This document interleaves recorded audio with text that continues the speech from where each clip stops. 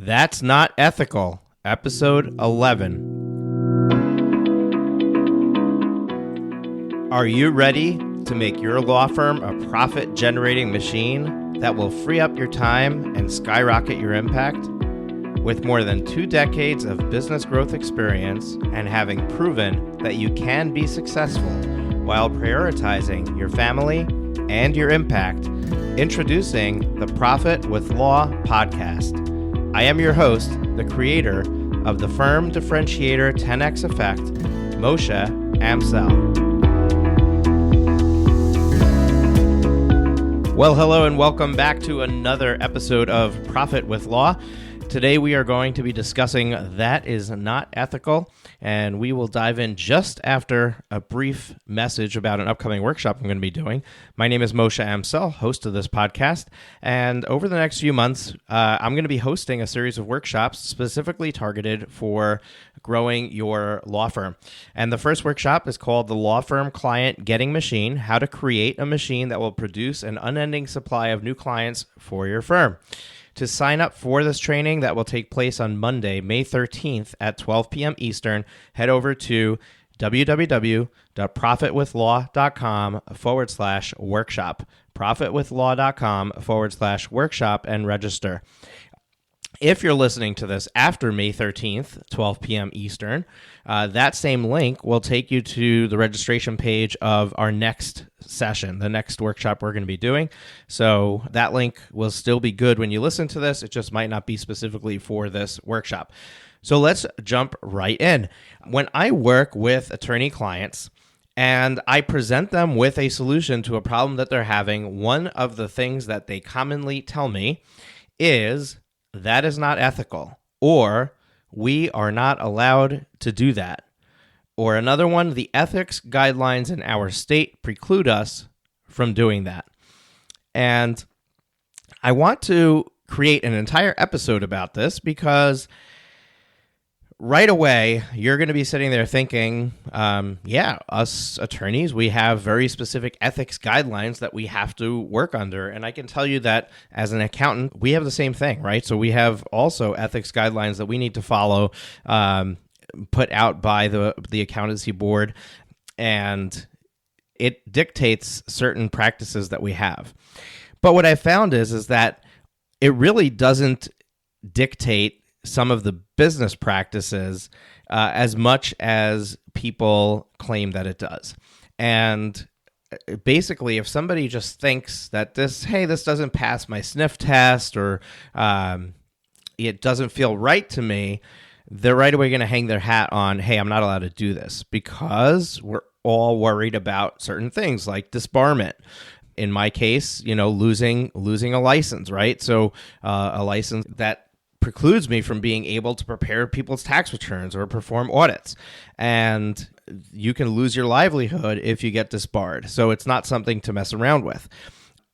But the reason that I wanted to talk about this is because very often when somebody tells me that's not ethical, we're not allowed to do that, the guidelines in our state preclude us from doing that, very often that's really not the case. So here are some examples of situations that I have heard clients make this statement to me. And the list is really long. I'm only going to give you 4 examples, but basically anything that just seems out of the ordinary or difficult, that seems to be the go-to thing that attorneys will say.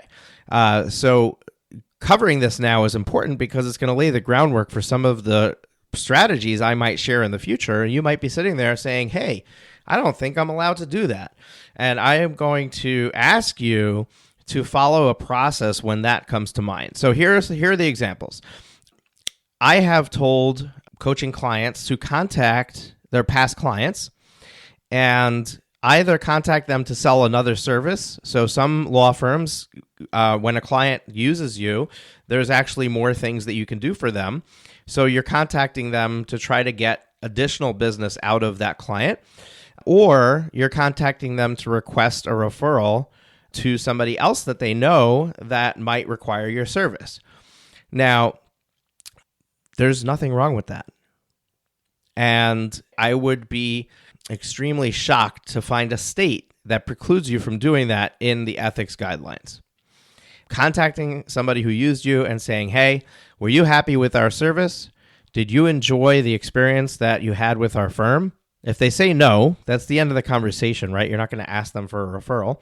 If they say yes, and then you say, would you be willing to let some of your friends know about the service that we provide, and perhaps one of them needs it? Or would you be willing to connect us with some people who you think might require our service? I will be completely shocked and surprised if this indeed is disallowed in any of the ethics guidelines. However, the purpose of me standing here in front of the microphone today and talking about this is not to tell you what is or is not allowed. Okay, so don't take my word for it that it is allowed, but I want to give you a framework to use when you think something's not allowed to determine whether that's indeed the case. So that's one example. Here's a few more examples. So one example is requesting someone's information on a website in exchange for more information or a free consultation. So if you have on your website, you have a button that says to download our guide to XYZ, click here, and then you ask them for their name and their email address, or you say to sign up for a free consultation or set up a free consultation with our firm, click here, and their name and email address and phone number is requested. That's another area where I've had clients tell me we're not allowed to do that. Here's another one: selling a service as a package and collecting the amount of the service or a portion of it up front. Now, I've had people tell me we're not allowed to package our service. I've had people tell me, we have to charge hourly. I've had people tell me if I collect money for a package up front, I have to have a trust account to put that money into, and then reconcile that trust account and follow all the strict guidelines and rules for a trust account. And I can only release the funds as we use up the billing. I've had situations where they said we can't collect the package amount up front because we didn't earn it, so we have to break up the fee into pieces. There's all kinds of things that have been, when talking about going outside the norm of collecting a retainer and charging hourly and billing the hours against the retainer, that creates all kinds of stop signs in my client's mind that, we can't do that. And there's one more, and that's advanced billing of any kind. If you were to, instead of charging a retainer, say, hey, my minimum fee is $5,000, and that will give you the first 10 hours of service, and then after that, each additional hour is X. Even that, I've had people say, nope, I'm not allowed to do that, or I need to hold that in trust until it's earned, which it's not. It's earned right away, right? Because when you charge a package or you charge up front for your minimum billing, you can spend 2 hours on that account. If you completed the work for that client, you get to keep the entire amount. So you're not collecting a retainer per se in that example. So those are some examples of when people might say this, when attorneys might be, putting up their hands and saying, I'm not allowed to do this. Now, what's really happening behind the scenes? Why is the gut reaction, I am not allowed to do this? And the reality is that I can tell you that there's no question that in most states, every example I gave is indeed allowed. Now, it's quite possible that there are certain nuances in certain states that disallow certain business practices for whatever reason. So I'm not going to say it doesn't exist, but I'd be shocked to see more than a handful of states that disallow these practices. So what's really happening is most of the time they are making this up. And the reason that they're making this up is because it doesn't feel comfortable to them. what I am asking them to do, or what I am advising them to do from a business perspective of how to grow their customer base, or fix their accounts receivable problems, or make more money because they're packaging a service instead of charging hourly. What's happening is that suggestion to them it's not sitting right with them, because it's not what they're used to. People don't like change. They don't like doing things differently than something that in their mind has been working, or the rest of the industry, or the big players don't behave that way. Like the big firms only charge hourly, so I have to charge hourly. So it's something that doesn't feel comfortable to them. They have resistance to it, and the resistance could be coming from a place of, this feels too hard, too difficult to do. This doesn't excite me. This scares me, or this is outside of my comfort zone. This is something that as I said before, that other people are not doing, or is not the norm. And what it all boils down to is that this is all in your mind. This is all a mindset problem. And if it's a mindset problem, then we need to overcome that, because that's going to hold you back from growing your firm. That's going to hold you back from your success. So this is now you understand why I chose to make this the topic of a podcast episode, because at the end of the day, if you're saying I can't do that because it's not allowed, you need to figure out, is this really not allowed, or is this a mindset issue? So this is the steps that you should take every time that your knee-jerk reaction to something is, I'm not allowed to do this. Here's what you need to do. The first thing you have to do is check the guidelines and see if you're correct. Go and read the ethics rules that govern your law firm, and determine whether or not there really is something that allows or disallows the practice or the activity or the thing that you are saying is not allowed.